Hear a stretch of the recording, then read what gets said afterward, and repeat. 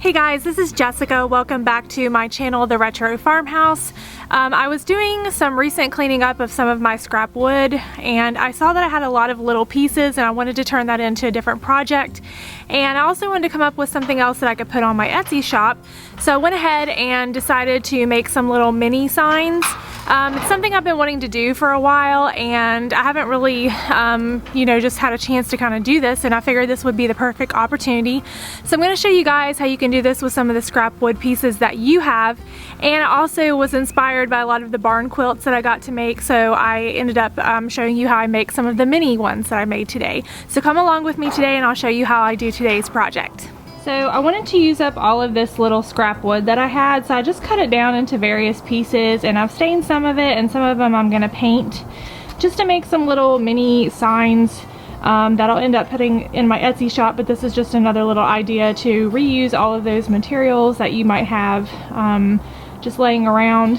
And these are, I believe they come in 1.5 by, I think this one might be like a 6-foot section or even less than that, but they're a little bit wider, so I went ahead and cut those down on my saw in half, and that way you have a lot more materials. I think these were probably maybe like $4 and something, but I can reuse a lot more of this if I cut it in half just to make my borders. So now I'm just gonna put those around the sides, and I'm going to measure for each piece, and I'm going to cut those down so that way I can make my borders. So one of the easiest ways to do this is just take your piece, and I'm going to be doing this one first, but I want it to kind of overlap whatever the width of my other piece is. So I'm going to go ahead and just put that on the side here and just measure out how the length of that is from one place to the other, and that's where I'll know where to cut my piece. And then I'll do the same thing for along this side, but make it a little bit longer for the width of this, because you're going to overlap them from one piece to the other. So as you can see here, once I've laid my pattern down, it kind of overlaps each one of these. And now I'm just going to sand my edges down, and then I'll be able to apply this with some wood glue, and I'll probably just use my brad nailer for this.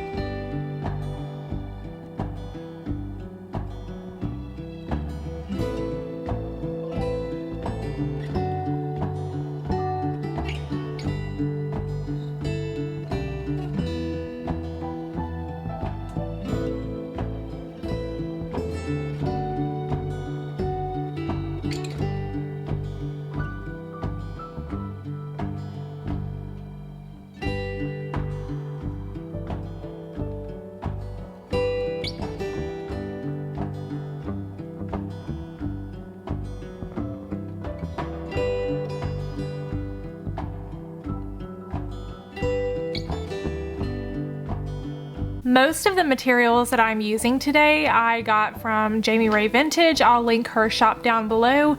I used a lot of stencils from her line, and also some of the DIY paint, and just some other paints that I had lying around that I've acquired over the past year. And a lot of the possibilities are really endless. You can stain some of your boards, you can stain the sides, or you can paint them in different colors.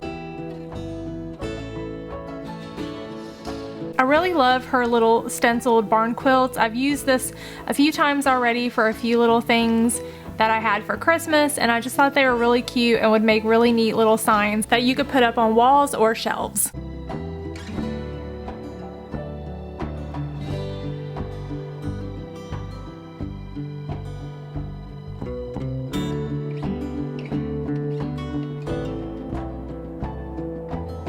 So now what I'm going to do is I'm just going to take some of my squares here that I've already finished, and I like to go ahead and put the design on before I put my sides on, just because it makes it a little bit easier.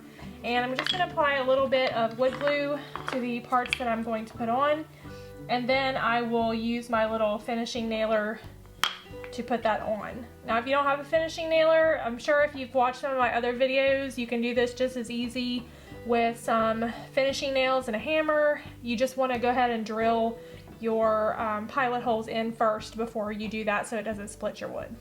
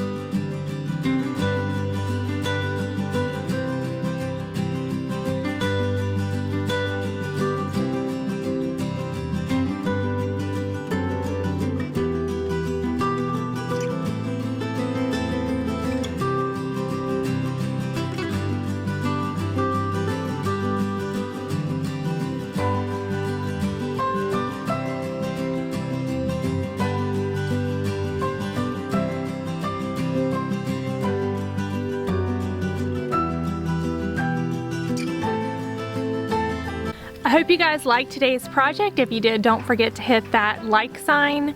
And also don't forget that you can check us out on Instagram. And I'll also put a link below to our Etsy shop where you can find lots of the different designs that I've made today. We'll see you guys again for our next DIY.